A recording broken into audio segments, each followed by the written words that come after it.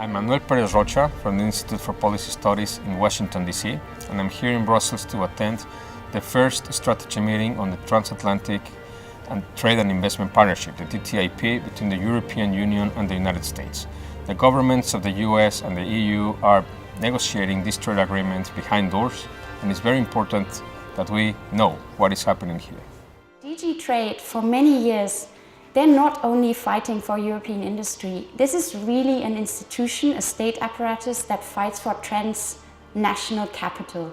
They've always done that, and they were very active in encouraging EU industry to team up with their US counterparts when they put forward their first position papers on TTIP. So this is really an agent of transnational capital. Business groups and the governments are trying hard to convince us that the TTIP is good for job creation, for the environment, and for people in general. A year and a half ago, we were not even sure the place had a door, and now we are entering the negotiating room together. It's a sign of the strong political will on both sides. It shows the political will to work together with our long-standing and most trusted partner on the essential objective for governments on either side of the Atlantic: growth, jobs, and prosperity. Together, Europe and the United States are the backbone of the world economy. Opening up that space further for opportunities for business and consumers is simply common sense. And that's why we are impatient to start, although we know that negotiations won't be a smooth ride. Obviously, there are and will be sensitive issues on each side. With flexibility, open-mindedness, and some creativity, the greatest asset for negotiators and statesmen, I'm confident we will find solutions. There is too much at stake.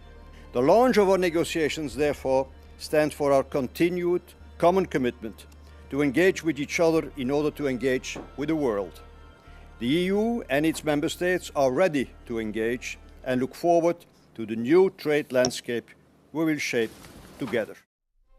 However, despite the rhetoric of the negotiators, the TTIP would have huge implications in many aspects of our lives, from food sovereignty to digital rights to privileges given to investors, to the environment, labor rights, and indeed for the rest of the world. The reason we're most concerned about TTIP is its potential to undermine the progress in rebuilding local food systems, both in the United States and in Europe.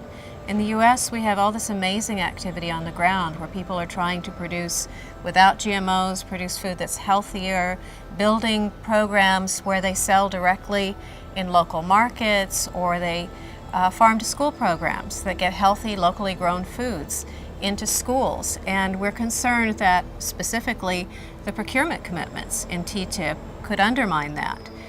We also work with groups trying to label GMOs, for example, or get toxics out of the food system.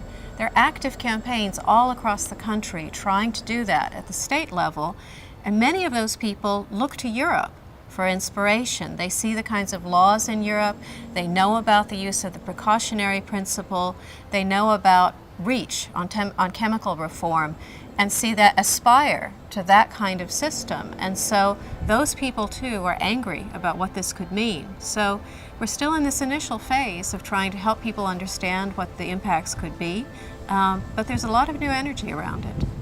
Well, the biggest US online companies, Google, Facebook, Yahoo, see the transatlantic partnership, TTIP, as a way to expand all the data that they collect on citizens and consumers all over the world, including in the EU. So the TTIP threatens to unleash greater commercial surveillance of citizens in the EU. It will provide a new mechanism for the NSA and other intelligence agencies to gain information about what we do and to make actions about that information. And it will further place the internet under the control of the most powerful corporations. Their concern is about access to knowledge, access to content, which concerns the copyright. There is the fear that TTIP might become like ACTA, the Anti-Counterfeiting Trade Agreement, and internet service providers might actually have to block access to content simply because the content industry, right holders, the music industry, or the Hollywood studios might ask them to do so because they might think that consumers are infringing copyright by downloading movies for their personal use. TTIP would remove the ability of governments and communities to put in place policies that protect our climate. And one example is the EU, for example, has a new proposal that will actually expand trade in dangerous fossil fuels like coal, oil, and gas from the US to the European Union, while actually restricting the ability of governments and communities to put in place clean energy programs. The EU is looking to import more fracked gas from the United States. And as you may know, fracking is the incredibly dangerous process of drilling deep into the ground, injecting millions of gallons of water, undisclosed chemicals, sand in the ground in order to crack shale rock and release natural gas. And it's a process that has incredible health implications and implications for our global climate. Another serious implication of the agreement would be to empower corporations to challenge environment and climate policies. So one of the chapters of TTIP is likely to be on investment. And what this would do is give foreign corporations the right to directly challenge and actually essentially sue governments over laws and policies that are designed to protect our environment and climate. And because I was just talking a little bit about fracking, just to give one example of a case that's now ongoing that could be sort of replicated and expanded in TTIP. That I'd mention the case of Lone Pine Resources, which is a US energy firm that is now suing Canada under NAFTA's investment chapter for $250 million for one reason, and that is because the government of Quebec put in place a simple time-out or moratorium on fracking in order to understand the environmental implications of fracking for oil and gas underneath the St. Lawrence River. This is not the first trade and investment agreement. There is a famous example of this kind of trade agreements, which is NAFTA, the North American Free Trade Agreement, which was concluded in 1994. And the conclusions about NAFTA is that it was very bad for the workers in the United States, but in the other countries too. NAFTA has also weakened the labor standards in the United States and in Mexico. In fact, it's creating strengthened competition between the countries. It raises the profits of big companies, but it doesn't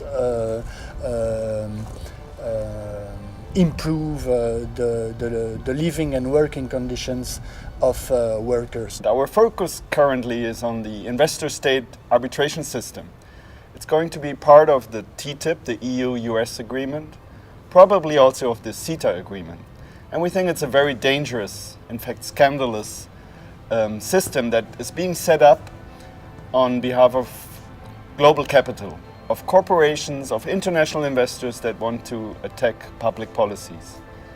The investor-state dispute settlement system is dangerous for public policies, for democracy, and even for national and European legal systems, because it gives corporations an extra tool to attack our democratic political decisions, court decisions, administrative practices, in a private system of tribunals that make binding decisions. These tribunals are run by arbitration lawyers that make a lot of money, so this is a business for the arbitration industry, and they decide over issues like health, like environmental, like finance or economic policy regulations. And we think it's totally misplaced to give private corporations this power to attack public regulations. It's also scandalous that this is all happening in secrecy.